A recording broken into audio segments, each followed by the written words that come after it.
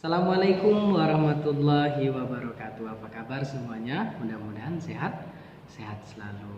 Oke, baiklah. Hari ini kita akan mulai pembelajaran. Kemarin kita sudah ada mengerjakan soal dan hari ini silakan dibuka bukunya itu di bab kedua. Membaca penggalan ayat Al-Quran. Yang pertama, pada bab kedua ini kita mengenal surat Al-Fatihah. Surat Al-Fatihah perlu anak-anak ketahui adalah surat Makkiyah, artinya surat yang turun di Mekah. Jadi suratnya kenapa dinamakan surat Makkiyah? Karena turunnya di Mekah. Pak, ada satu surat lagi. Ya, yang satu lagi namanya Madaniyah. Artinya yang surat yang yang diturunkan itu di Madinah. Namun kita akan bahas dulu surat apa? Al-Fatihah. Surat Al-Fatihah itu diturunkan di Mekah, diberi nama surat Makkiyah. Pinter. Adapun surat Al-Fatihah bisa juga disebut sebagai surat pembuka atau juga bisa juga disebut sebagai surat Ummul Quran atau induk atau ibu dari segala surat. Surat Al-Fatihah adalah surat pertama dalam kitab Al-Quran. Walaupun surat Al-Fatihah itu bukanlah surah yang diturunkan oleh Allah Subhanahu wa taala, bukan surat yang pertama, namun diletakkan di urutan pertama di dalam Al-Quran. Tentunya banyak timbul pertanyaan.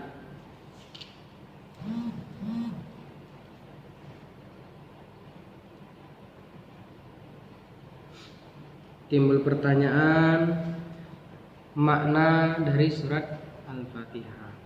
Mari kita coba baca. Jangan lupa berdoa dulu. A'udzubillahi minasyaitonirrajim. Bismillahirrahmanirrahim.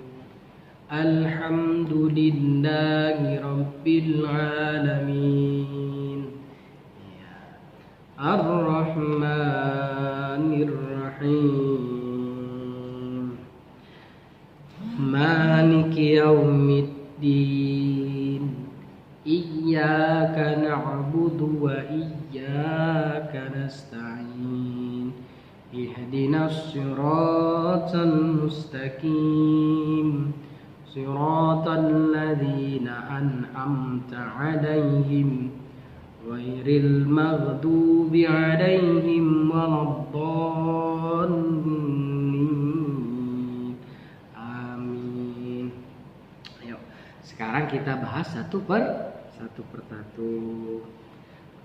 Bismillahirrahmanirrahim.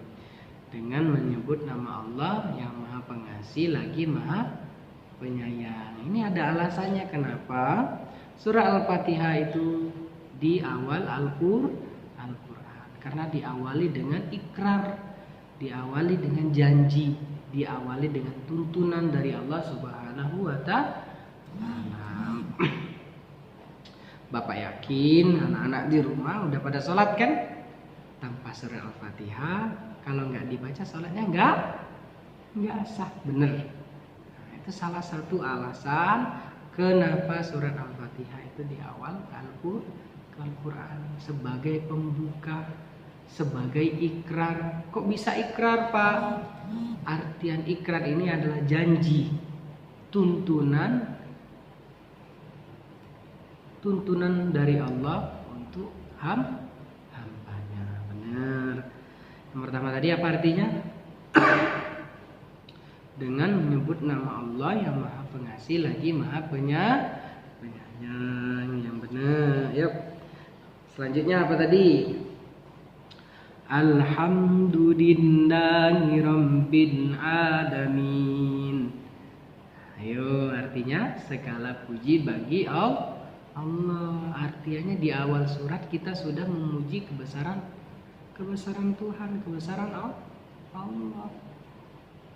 Oke, sampai sini paham ya Bapak Kira? Jadi salah satu alasan yang tepat Bapak Kira adalah dengan memuji Tuhan, memuji Allah. Tuhan semesta alam.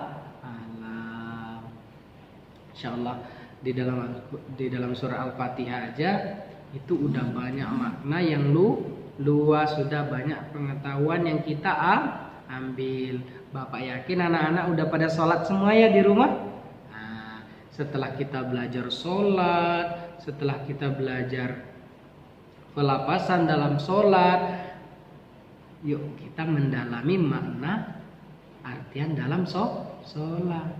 Jadi ketika kita mengucapkan Al-Fatihah itu tidak semena-mena itu kalimat, namun ikrar, namun janji, namun pujian, tuntunan bagi diri kita. Ar-Rahmanir-Rahim. Nah, lanjut lagi ke Ar-Rahmanir-Rahim. Maha Pemurah lagi Maha Penyayang. Masya Allah, besar, luas sekali ya, luas sekali. Baru 3 ayat udah luas maknanya. Allah itu Maha Pengasih, Maha Penyayang, Maha segalanya. Jadi kalau ada yang bilang Tuhan gak sayang kita, Tuhan sayang kita, Allah sayang kita. Masya Allah. Sudah jelas-jelas di surat Al-Fatihah ayat ketiga yang bunyinya tadi apa yo? Ar-Rahmanir-Rahim. Maha Pemurah lagi Maha Penyayang. Masya Allah. Dari awal ayat ketiganya aja kita udah ditunjukkan bagi hambanya yang kita pengen cari rezeki itu Allah Maha Pemurah, Maha Pemberi rezeki, dan juga Maha Penyayang. Jadi hamba-hambanya ini apalagi yang sering sholat, sering sedekah itu disayangi oleh Allah Subhanahu wa ta'ala. Masya Allah. Baru 3 ayat udah luas. Selanjutnya yuk ayat keempat. Maliki yaumiddin. Yang menguasai hari pembalasan. Setelah disayang di ayat ketiga, pemurah. Nah, kita kembali diingatkan dengan hari pembalasan. Di surah Al-Fatihah kita sudah diingatkan adanya hari pembalasan, adanya hari timbal balik. Apa yang kita tanam itu yang kita tuai, apa yang kita beri itu yang kita ambil. Masya Allah, pinter. Di ayat keempat kita kembali diingatkan oleh Allah Subhanahu wa ta'ala untuk mengerti bahwasanya diri ini atau hidup ini akan ada balasan. Baru 4 ayat udah luas maknanya, udah besar. Selanjutnya kita ayat kelima. Iyyaka na'budu wa iyyaka nasta'in. Masya Allah. Itu ayat kelima. Ayo ayat kelima. Yang artinya maaf Bapak sedikit batuk ya. Yang artinya hanya Engkaulah yang kami sembah dan hanya kepada Engkaulah kami meminta pertolongan. Ayo yang pertama tadi Bapak ingatkan ada ikrar kita di dalam sholat. Artinya ketika kita sholat Allahu Akbar, Bismillahirrahmanirrahim, Alhamdulillahi Rabbil Alamin, Ar-Rahmanir Rahim, Malik Yaumiddin, Iyyaka na'budu wa iyyaka nasta'in, Ihdinas siratal mustaqim, Siratal ladzina an'amta 'alaihim ghairil maghdubi 'alaihim waladdallin. Nah, di sini kita sudah ada ikrar, sudah ada janji kepada Allah. Jadi kita pas sholat aja itu sudah janji. Hati-hati kan? Ingat, ketika kita sudah Allahu Akbar, ya Allah aku berjanji hanya kepadamu lah aku menyembah dan kepadamu lah aku meminta pertolongan. Jadi kalau bukan selain Allah itu tidak boleh, karena kita sudah berjanji, karena janji harus ditepati. Pinter. Yang ayat ke-6, ihdinas siratal mustaqim. Nah, tunjukkanlah kami jalan yang lurus. Masya Allah. Artian dari jalan yang lurus di sini artinya bimbing kami ya Allah, tunjukkan kami jalan yang benar. Artinya kita berserah diri kepada Allah, ikhlas, menjalankan ibadah dengan baik. Itu ya. Yang selanjutnya ayat ke-7, Siratal ladzina an'amta 'alaihim ghairil maghdubi 'alaihim waladdallin. Nah, di sini yaitu yang artinya jalan orang-orang yang Engkau telah beri nikmat kepada mereka.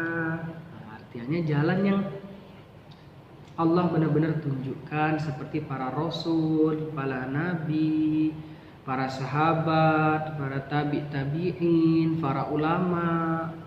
Itu jalan-jalan yang pengen kita tuju, jalan yang pengen Allah kasihkan buat kita supaya tuntunan hidup kita benar. Bukan jalan orang-orang yang Engkau murkai, dan bukan pula jalan orang-orang yang sesat. Nah, di surah Al-Fatihah ini aja kita sudah meminta, sudah berjanji. Allah juga telah memberikan janji kepada kita. Jadi Masya Allah, luas sekali surat Al-Fatihah. Bapak yakin anak-anak sudah semuanya pada sholat ya? Udah sholat di rumah, udah belajar sholat, dan tentunya sudah hafal surah Al-Fatihah. Oke? Nah, setelah hafal, setelah bisa sholat, kita mendalami surat Al-Fatihah. Kita mencari tahu nih apa makna dan tujuan surat Al-Fatihah. Tadi sudah kita kupas satu persatu, sungguh luas ya, Kita kupas satu persatu bahwasanya surah Al-Fatihah itu ada janji, ada ikrar, ada tujuan hidup, ada pedoman hidup, ada peringatan. Nah, di situ sudah dijelaskan kenapa disebut Ummul Quran atau ibunya induk dari Al-Quran. Masya Allah. Bapak harap penjelasan kita di bab kedua ini itu bisa dimengerti. Nah, setelah kita baca surah Al-Fatihah tadi, Bapak kepengen untuk anak-anak belajar